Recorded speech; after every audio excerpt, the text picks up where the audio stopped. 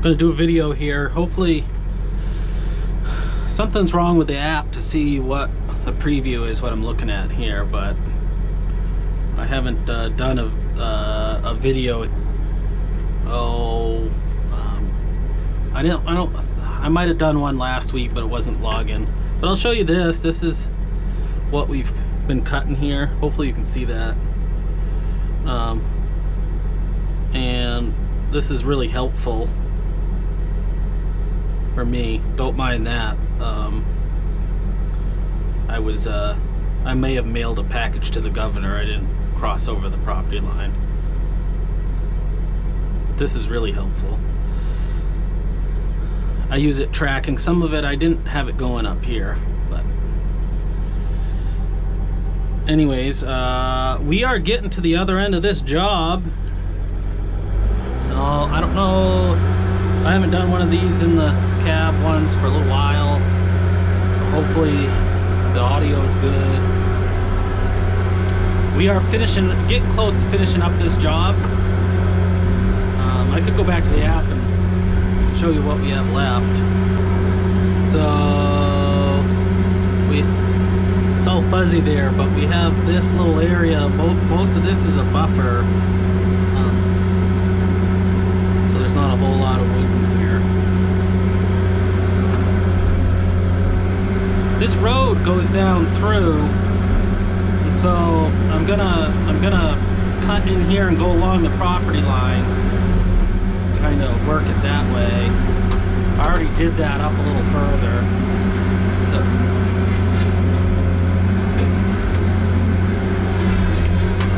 try not to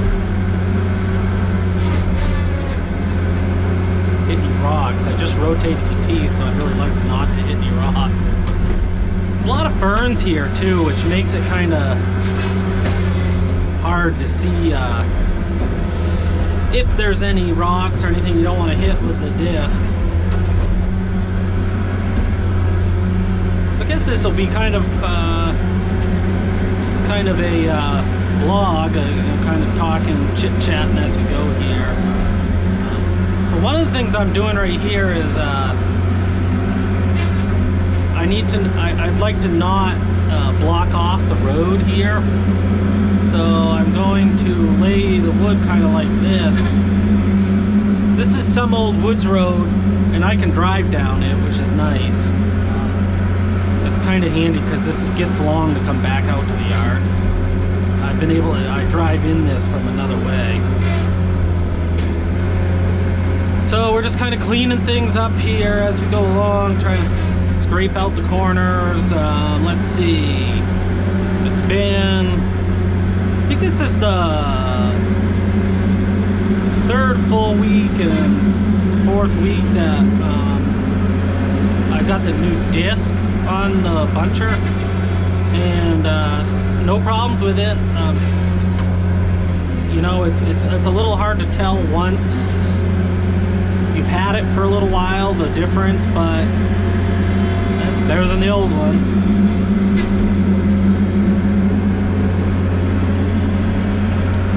It'll be kind of nice too. We've been up in this job for, let me see, not the same job, but we've basically been working on the same road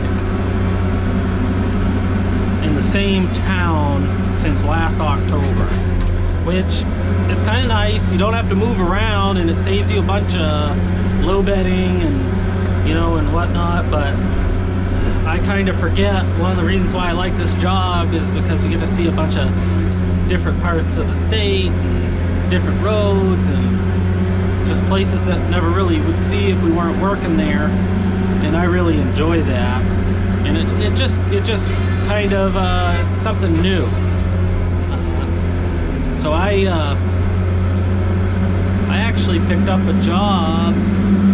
I guess it wasn't last weekend, but the weekend before. That's a lot closer to home, and being you know, I kind of view things with the company that I work with here as kind of being team players. So, and I depend on them, so I'm not gonna just run off because I found a job and do my own stumpage. So I sort of did a little bit of legwork and then kind of let Forrester, Colby, and Mike, one of the owners and general manager at Dirigo Timberlands, or DTA, Dirigo Timberlands Management and Consulting is actually the name. And then I let them take over. And I kind of stopped being involved as far as that stuff, and then I'll move on to doing my job cutting wood. And of course I deal with the landowner, you know, when we're cutting wood and stuff and doing all that stuff. But I figure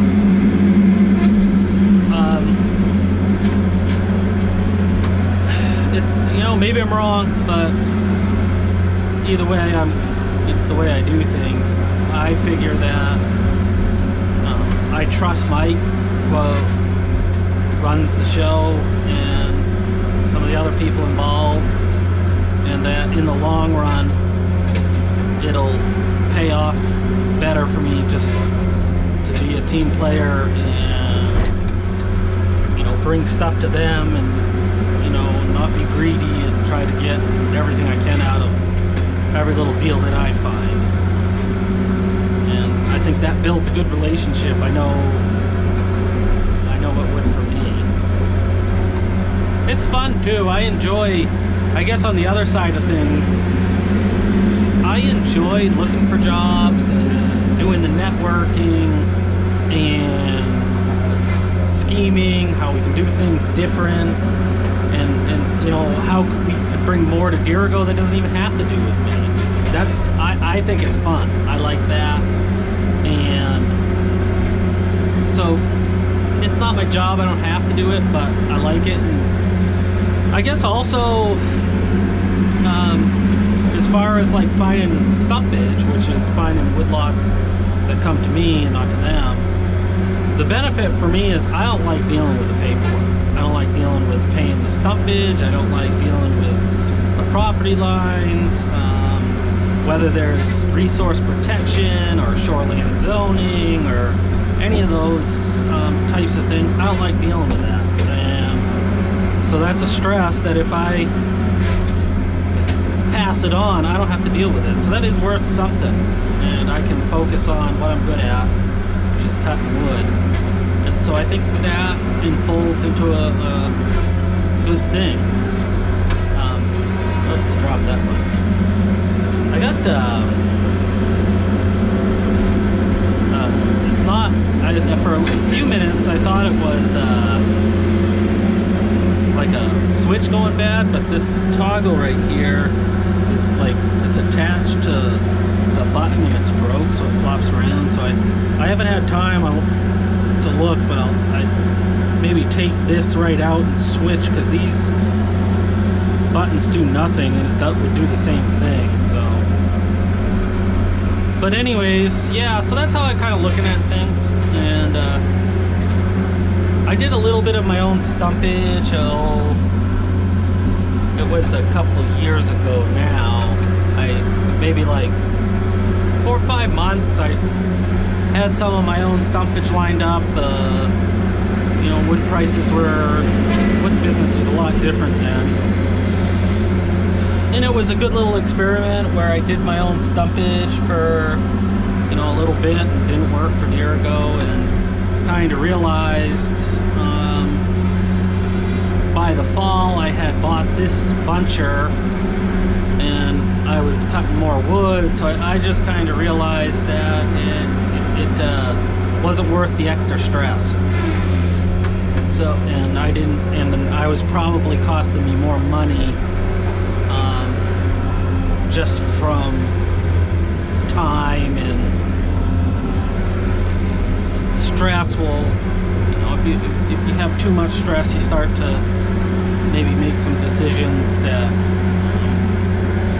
you might not otherwise do or whatnot. And, you know, consequently, it worked out really well. I had kind of organized and went back to Dirigo anyways, and then the woods business kind of came apart there with COVID, and the Andrew Scoggin Verso paper mill digesters blowing up, and you know, but I bought the new forwarder, and so there was security. It worked out, anyways. So now we've settled back into it, and we've got a real good routine going, and I think there's definitely more opportunity for me with Virago than on my own. And every contractor has a little different view on that. You know, of course, it's inevitable Virago gets their cut. And a lot of contractors are focused on that a lot. I suppose there are contractors out there that have a really good kind of internal program to buy stumpage and kind of keep the ball rolling and not have downtime, and kind of still maintain the consistency that you need to make money. But that's not my deal, and I'm happy to be here and take the good with the bad. And the benefit is that when times are tough, at least with the outfit that I work for a year ago, they're able to move wood, and that's quite a bit of security when you're stepping out there and borrowing large amounts of money to update equipment. You kind of need that security, because the bank will work with you, but they don't necessarily want to hear that, oh, the markets aren't good, can't make my payments. That's not really an acceptable excuse to those institutions. So there's something to be said there.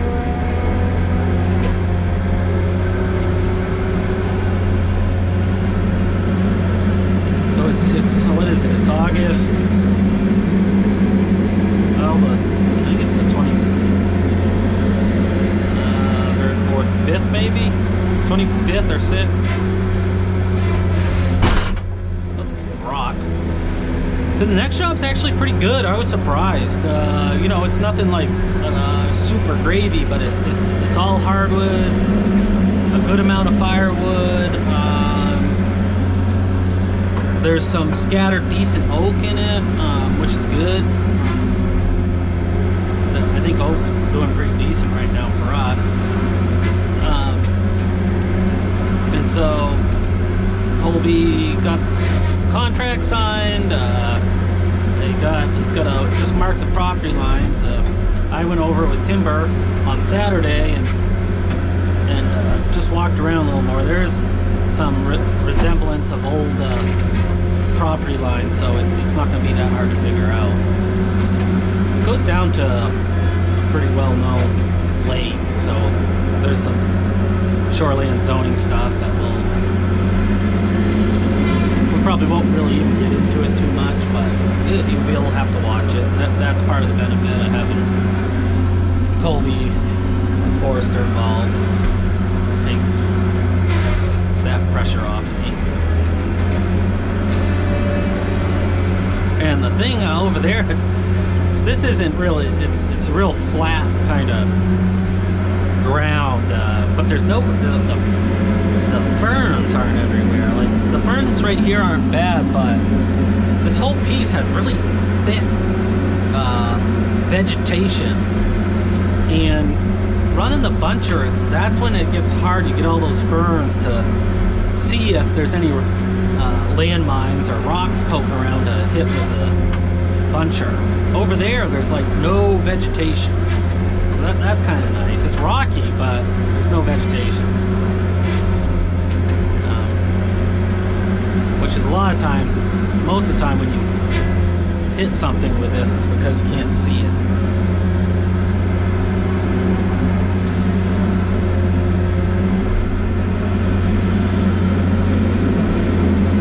I don't know how long this video is going to be, and maybe this might be a longer one.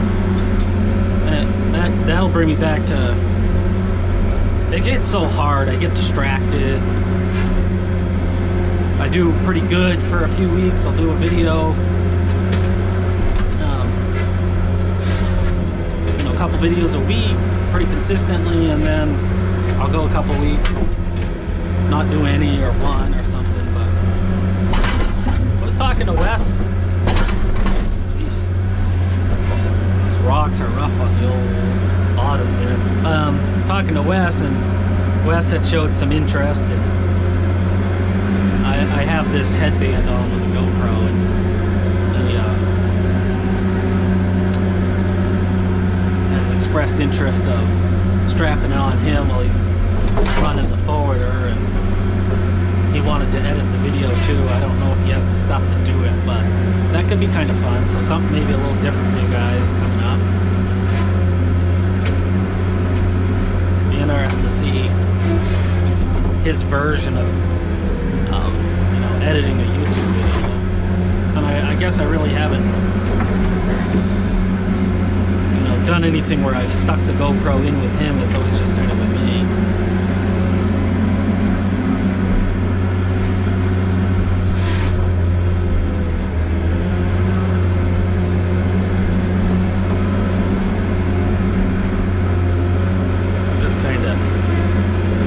Working our way down along this road. It's, you can't really see it, but it's right in this opening here. So sometimes it's kind of a pain because there's not enough width for two trails, and it's a little wide to go back and forth to get all the wood. So you might end up with a little bit of wood on the edge of that road, which is all right. It probably aesthetically it looks better.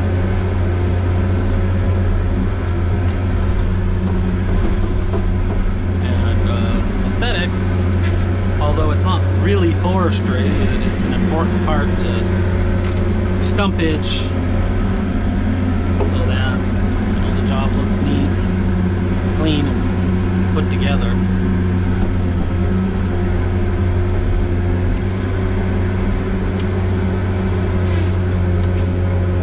You can see right there that I gotta get that button fixed.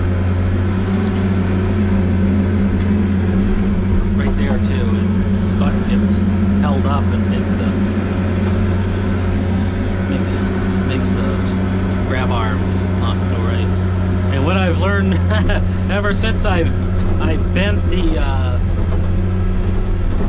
disc on this, I no longer use the head like flat like that to help myself turn. I tilt it a little bit like that, so I should be keeping the disc away from any objects, which, you know, learning things the hard way. I've been watching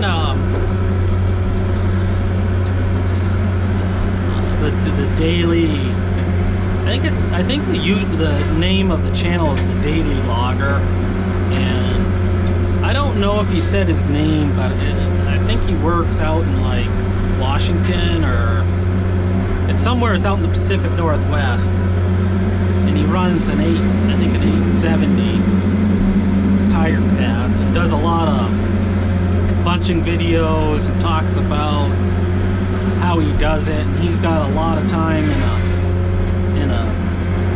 a buncher, and that's obvious, and he's pretty good at narrating and explaining what he's doing as he's going along. We got to get him to get a little a better camera, or how he downloads it, I don't know.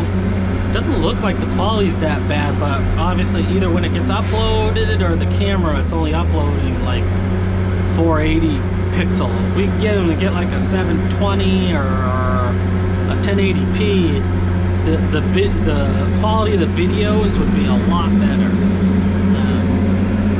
which is, you know, it's not a big deal, but I know for me, with my little YouTube channel and watching his, it would be more enjoyable if it was a little better quality. I know that's, you know, small potatoes. It's amazing that we can do this anyways. But daily logger, I'll put a caption in here if it's not the daily logger when I edit this video. But if it is the daily logger, I enjoy your videos. Love to see more and a little bit better quality video. Now this isn't, everything seems to be taken as like negative criticism. This isn't negative criticism. But anyways, I've been watching him. I'm trying to think if there's anybody else a lot of the YouTubers that I have followed have changed, you know. I still watch David Haley, but he's not really doing logging stuff anymore. That chipper guy's, I don't know, I watched one the other day, he's doing something else. Cotton Top does a little bit, but he does a lot of tree work stuff, which is fine. I like his logging stuff better. And Thomas Johnson, who is doing a lot, is hardly doing any anymore. But he's taken over the crew from his father, and I think that's probably adding a little bit different to the table, and I'm assuming that's why you're not seeing as many videos from him. I'm trying to think if there's anybody else. I'd love to see more. So interesting to me, and to my knowledge, I'm really the only active one in Maine that does a lot of vlogging and YouTubing. I'm sure there's a few others, but none that really I come across. Not really any in New Hampshire. There's this guy that I follow on TikTok. God, I forgot. It's Moose something, and he runs a new Komatsu. I don't know the model. It's a bigger leveler, zero tail swing, and he cuts, looks like in like West Virginia or South Carolina, real mountainous with a Quadco intermittent saw head, and that's pretty cool. I'd love to see. And I talked to him on TikTok about it. About him doing some more, doing some YouTubing, and I think he wants to. It's just, I don't know if he said he bought a GoPro or needed to buy one or whatever, but it sounds like he wanted to explore that. So that I just, it's fun for me, and there's different characters, and I could probably do more. I think probably one of the things I struggle with, not for content at least, is that there's a lot of other things that aren't cutting wood that could be interesting if I videoed. You know, I'll watch Logger Wade, you know, doing some fabrication or something in the mill and something like that. It's not, you know, I guess he does a lot of different stuff anyways, but I think it's pretty damn interesting. You know, just kind of observing and seeing how he thinks and how he does things. See, there's a rock right below those two stumps. And then the other one I really like watching is Andy Cobb. I think it's Cobb Brothers logging out of Georgia, I think. I know where it is because I would text back and forth occasionally. I'll put a caption in here too if it's not. A lot of you probably, if you're watching my channel, you probably have come across his, more than likely. But his is all logging, and he's a, you know, country blue collar guy just like me, but you know, through text message and stuff like that, he is one sharp fella, and he knows his business, and him and his brothers, and he's got a good crew. I think his son works for him. They have got quite the operation, and it's much different than than here, just because it's again, it's easy to say, but they're dealing with a more predictable product or land base, I guess. I guess just being the type of wood they cut is more consistent than what we do. But I really enjoy. That's one of the fun things about YouTube and social media that can be good. There's a lot of bad things, but as I would never have come across or talked to Andy unless it was for YouTube. So, and he's a guy that I could, even though we've never met in person, I can bounce ideas off of, and I can get some knowledge from him, even if it doesn't pertain to the logging industry in Maine. It's still applicable in some way. So that's a big benefit. And one of the positives about social media, as many negatives as there has seemed to be in the recent years. So this wood's just kind of crappy. It's not very good wood. There's a little rainbow from this. I don't know if you guys saw that. A little rainbow from the mist coming off the trees I'm cutting. Yeah, there it is again.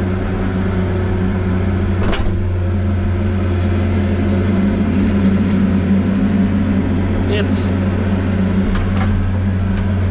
you know, what I'm learning as I go on is growth in logging and entrepreneurship starts usually in innocence and sort of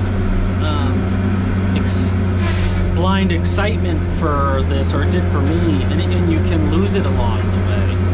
You can get wrapped up in business and kind of forget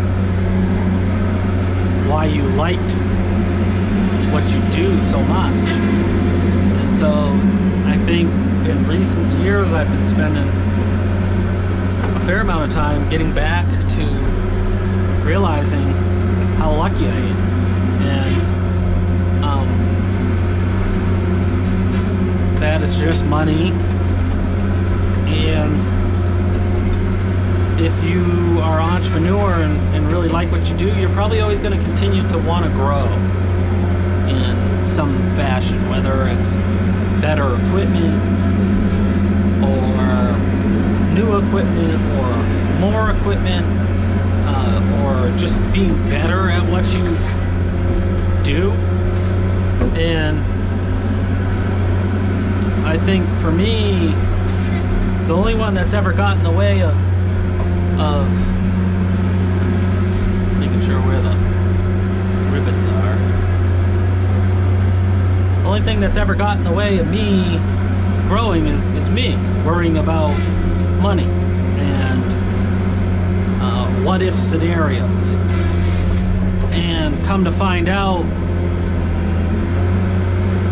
that that's what's holding you back, and it's also what's facilitating you forgetting why you like what you do. And part of liking what you do is being excited and looking forward to either doing more or improving or whatever. And if you start to lose that, the job's not fun anymore. And you should probably either move on or figure out what it is that does inspire you. And for me, it's, I don't know, it took me a long time. Part of it was the money. And now that things are more stable, I still have had a hard time getting rid of the what if scenarios, worrying. And that's been the mental work that I've had to do, is that when I'm in a excited about doing something different. I'm happier. I'm less occupied thinking about things that haven't happened or you know, various things. And so I'm learning, and it takes a lot of effort to get back. And that's one of the things, going back to, that I like working with the company that I work for, is there's enthusiasm and an opportunity to do more. And so I think looking at the near future is, well, I really need to work on finding that third employee so that I can expand in an easy way. And what I mean by an easy way is, instead of me running back and forth between this fellow buncher and the processor, I would just be running the fellow buncher, laying wood down for my crew and then another crew. And so, and when I get myself in that frame of mind, it's exciting. There's no impending doom. There's nothing bad. And of course, you've got to pay attention to things, but it just kind of shows you that a lot of life and being content or happy or whatever it is that you're looking for, it's a mindset. That along with that mindset comes action and doing something about it. So you can't just think about it and do nothing. You've got to whittle and chip away at what it is that you want to do and what does make you happy. I'm certainly not there, but all the way, but I'm sort of figuring out that that's a part of life, and you can either not respond to it and keep doing what you've been doing and get what you've always got, or you can do something about it and change the course. And I think the latter of the two is the better option. Obviously, as long as you're making good decisions. If you're talking yourself into drinking a 30-pack a day, that's probably not a good aspiration. But you just gotta be careful. When you're younger, getting into business, everything's fun and exciting. Whoops. You don't have any baggage yet. You don't have any tough years with taxes or breakdowns or weather or whatever it is, and so you're not as clouded. Well, that depends on how you deal with that stuff. But if you do get that baggage and weight, at some point you've got to decide whether you're going to let that weigh you down or you're going to deal with it. For me, it's been dealing with it and working on it, and kind of realizing how lucky I am, or how hard I've worked, and that I'm not a dummy. I've made good decisions and worked hard, and that will pay off. It's interesting, everybody's got their own issues, and I think society's getting to a point where you can, especially men, you can talk about it a little more. A lot of times it feels like you're the only one dealing with it. That's not the case. Everybody has something they struggle with. They just might not show it or talk about it. You can't feel alone, and most of these people, if you were to probably be the bigger person of the two and ask somebody, they'd probably talk about it. Say, yeah, I struggle with that. It's anxiety or whatever. And it can help you deal with it. And it can help you feel like you're not the only one. So, I guess this sort of conversation isn't really just about blogging. You could apply it to anything. It's a pretty general conversation. But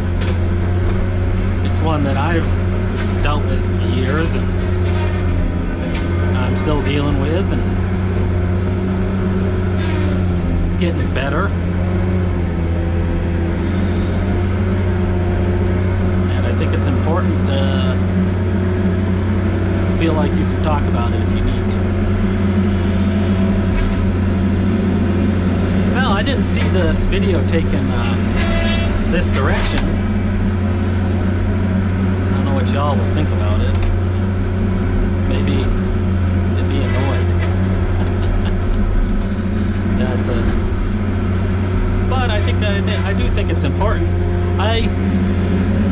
You know, I'm not some influencer or something, but I have had a handful of young guys that watch my channel and my story, which is, you know, I did not have family in this business and really wanted to cut wood, and that's what I did. And I have had a handful of younger guys that have messaged me or privately or whatever and expressed that they enjoy watching my stuff because you know, it gives them hope that they can get into the woods business and kind of do what I'm doing when there's a large amount of older contractors that are telling them that they can't, and the woods business is you know, I'm trying to think of the right word, just there's no money in it, or being real negative. It's hard to talk to an older contractor that's a little grouchy and leave feeling like enthusiastic about the woods business. And I think the key is, and what I've always done is I've always listened to these guys because they're smart, but I've never taken the grumpy sourness of the woods business used to be or this or that to heart. I've always taken it as you just got to figure out a different way, and I think that itself has always worked for me. So take that for what you will. There's a little better wood in here than I thought. I should probably think about cutting this video off because I really don't know how long it is right now. So anyways, I'll try and be back, maybe do something with Wes or whatever. We'll see what this video ends up with. It might be a little bit longer, so let me know what you think. Like, subscribe, comment. We'll catch you later.